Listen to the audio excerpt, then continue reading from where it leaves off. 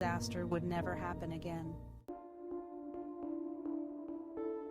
The post-World War II era was a time of unprecedented growth and boundless optimism for the United States. The war-torn nation was eager to embrace peace and prosperity, and air travel quickly became a symbol of this new era of hope and progress.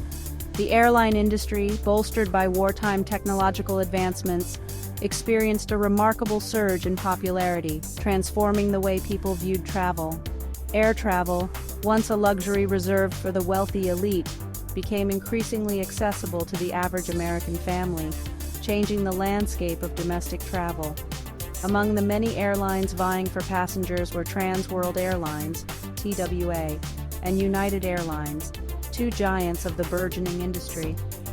On that fateful morning, both airlines had flights en route from the West Coast to the Midwest, carrying passengers eager to reach their destinations and reunite with loved ones. TWA Flight 2, a Lockheed L-1049 Super Constellation, departed Los Angeles bound for Kansas City, filled with passengers excited for their journey. The Super Constellation was a symbol of luxury and innovation, a testament to the allure and promise of air travel in the 1950s. Meanwhile, United Airlines Flight 718, a Douglas DC-7, took off from Los Angeles just 4 minutes after the TWA flight, heading towards Chicago. Its destination was Chicago, and like the TWA flight, it carried a mix of vacationers, businessmen, and families, all with their own stories and dreams. Both flights were filled with anticipation, the promise of new experiences, and the comfort of familiar routines, as passengers settled in for their journeys. Little did anyone know that their journeys would be tragically cut short, their dreams dashed against the jagged rocks of the Grand Canyon.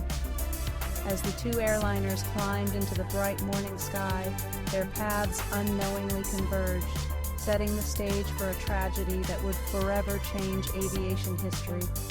The promise of a new day was about to be eclipsed by the dark shadow of disaster, a moment that would leave an indelible mark on the industry.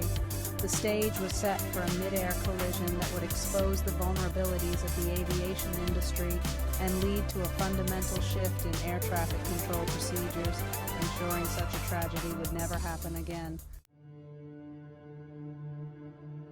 As the two airliners made their way eastward, they were cleared to fly by visual flight rules, relying on their pilots' ability to see and avoid other aircraft.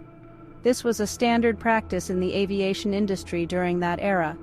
This method, while common at the time, was heavily reliant on clear weather conditions. Pilots had to depend on their visual acuity and experience to navigate safely. However, unbeknownst to the pilots, a critical factor was coming into play: the weather. The skies, which had been clear, were beginning to change. Scattered cumulus clouds, those puffy white formations often seen on sunny days, dotted the sky. They seemed harmless, but held hidden dangers. These seemingly innocuous clouds would play a tragic role in the unfolding events. They could obscure visibility and mislead pilots about their exact positions. It is believed that one or both of the aircraft, possibly obscured by the clouds, veered slightly off course. This slight deviation would have dire consequences. At 10:30 a.m., at an altitude of 21,000 feet, the unthinkable happened.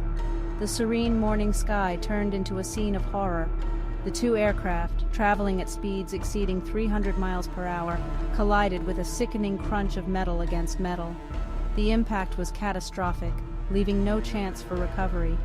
The TWA Super Constellation, its fuselage torn apart, plummeted towards the canyon floor, crashing near the confluence of the Colorado and Little Colorado rivers. The scene was one of utter devastation. The United Airlines DC-7, its cockpit sheared off, spiraled downwards, coming to rest a mile away from the TWA wreckage. The destruction was complete. The force of the impact scattered debris over a wide area, a grim testament to the violence of the collision. The wreckage was strewn across the rugged terrain. In an instant, 128 lives were lost. Families were shattered, and the aviation world was left in shock. The passengers and crew aboard both flights, Their hopes, dreams, and futures were extinguished in a horrifying moment of impact. Their stories ended abruptly. The tranquil silence of the Grand Canyon was shattered, replaced by the echoes of a tragedy that would reverberate for years to come. The memory of that day remains etched in history.